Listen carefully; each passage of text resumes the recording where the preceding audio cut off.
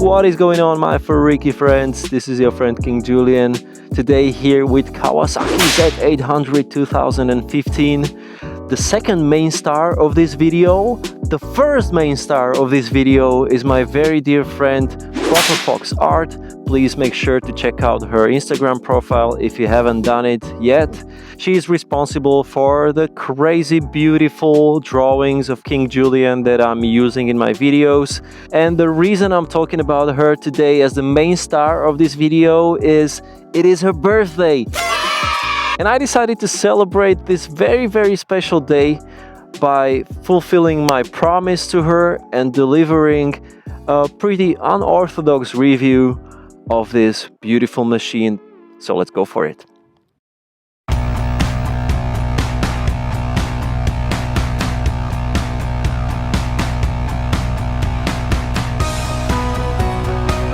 Before I hop on this bike, I want to talk about some basic specs.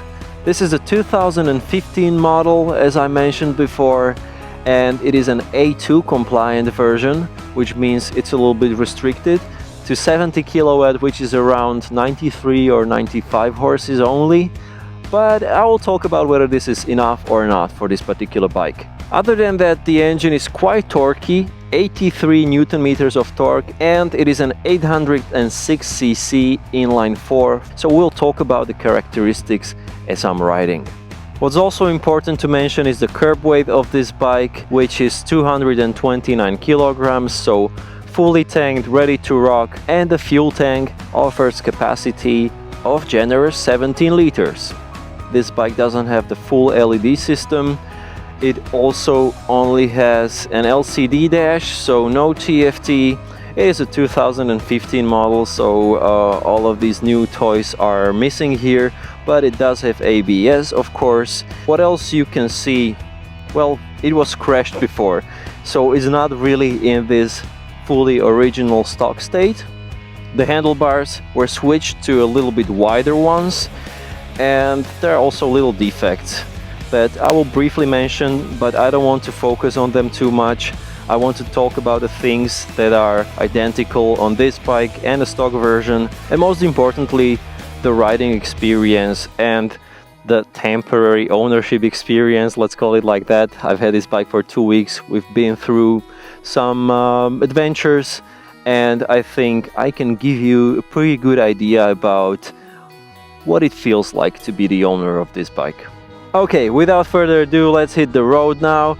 But before that, I need to get this bike out of here.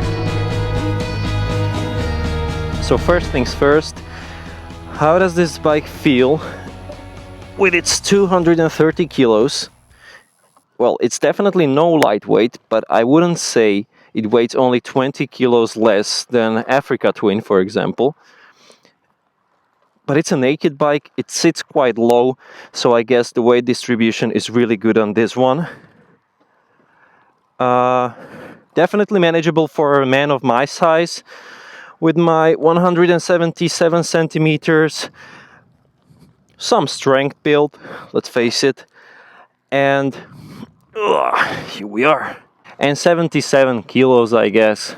So I'm not a heavyweight, and I can manage this bike pretty well. I can reach the ground with my feet flat, very comfortable position. I have great support in my legs here. The seat height is around 834 millimeters, I think.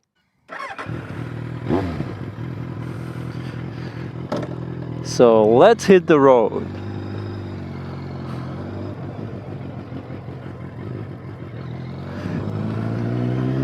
So as I mentioned, this particular bike has a little wider handlebars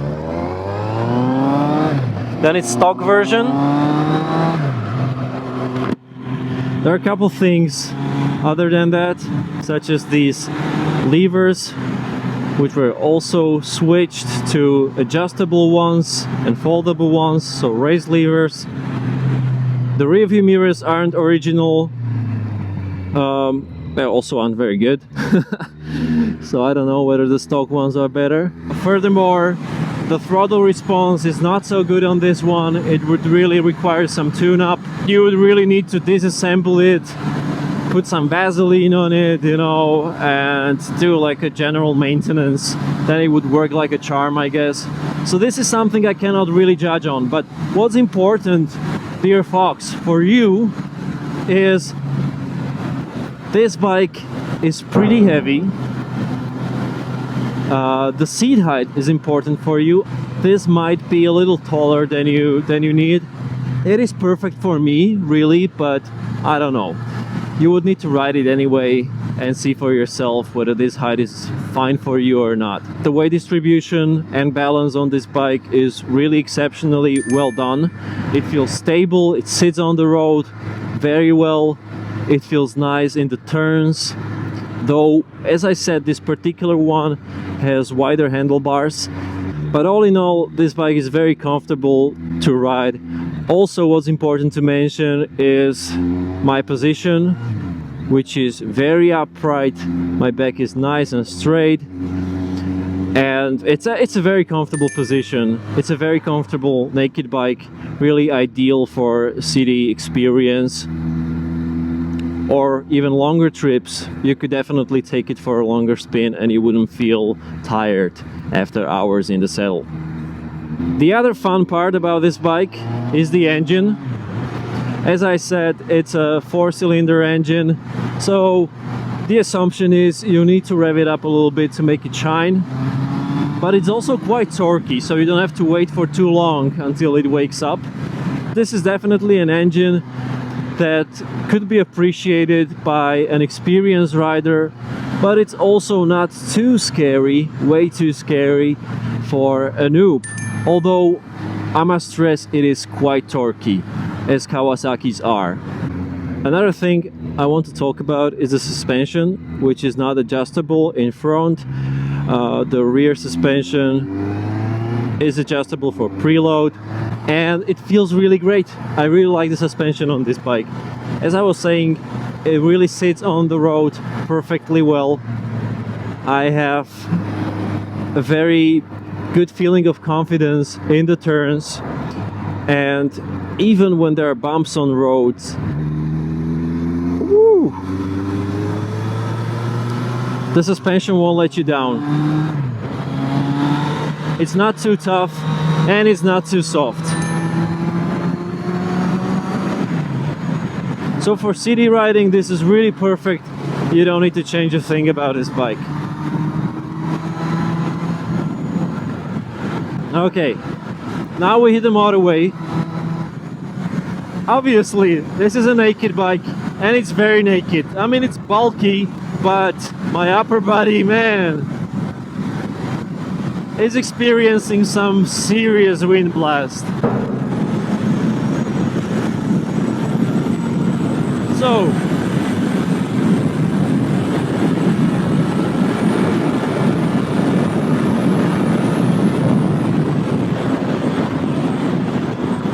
woo-hoo. So up until 4,000 revs, it's really calm, really mild, kind of sleepy. Then, okay, then 5,000 to 7,000 revs, it's waking up. Yeah.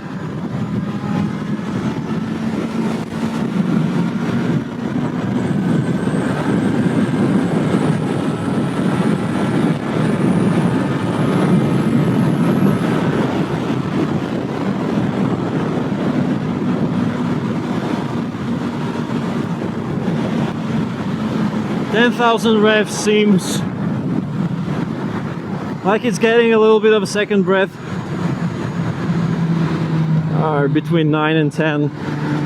But the thing is, the power delivery is so linear on this one that it's really hard to tell when the engine is getting that extra punch.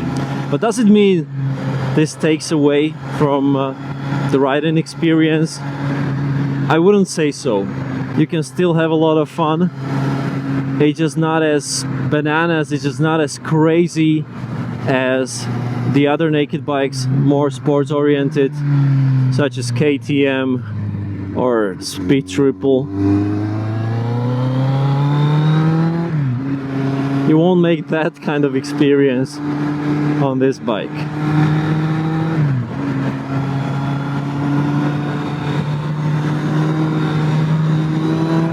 But everything else is really nice.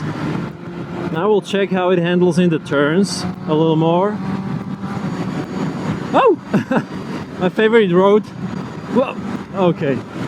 Yeah, the suspension is doing a fairly good job actually. This is a terrible road, and I've sat on bikes that felt way stiffer than this one on this particular road. Let's go.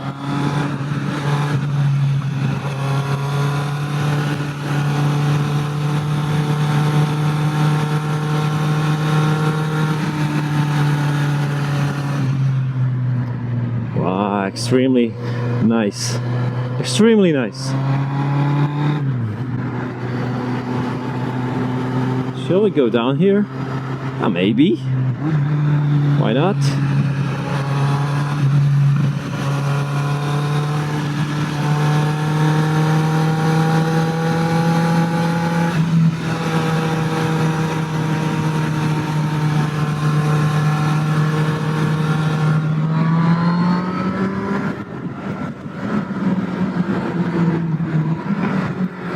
This was more than okay, man. You can have a lot of fun on this bike in twisties. I really like it. The gearbox is also nice. It's easy to find neutral. It doesn't exactly click with every gear shift, so sometimes it feels just too smooth, and I would like to feel and hear that click, which I don't. But when you get used to it, it basically never fails you.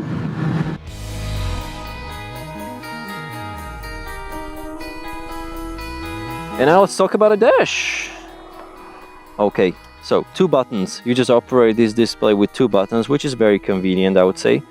With one, you can switch between information here, fuel related. So the average fuel consumption is 5.7 liters per 100 kilometers. That's fairly accurate, I would say. The fuel range. And on the other side, you can switch between trip A, trip B, and the total mileage.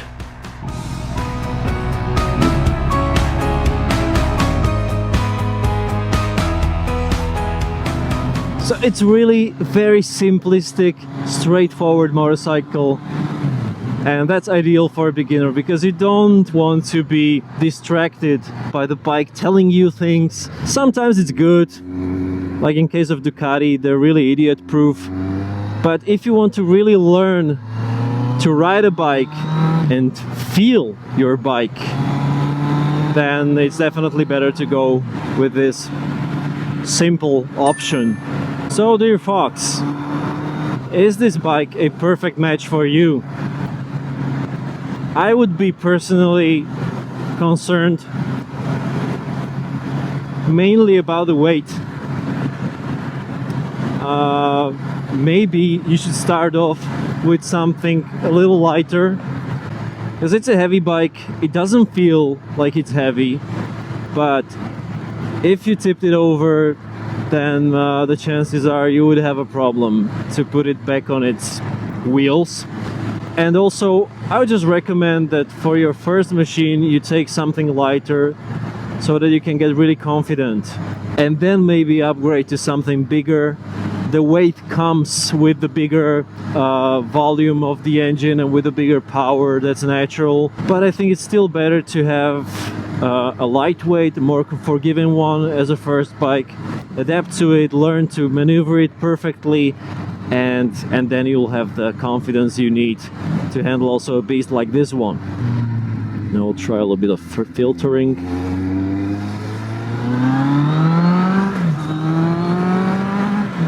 It's a narrow bike. This is really convenient in the city. You would like this in the city. So definitely a naked bike is perfect for city riding experience.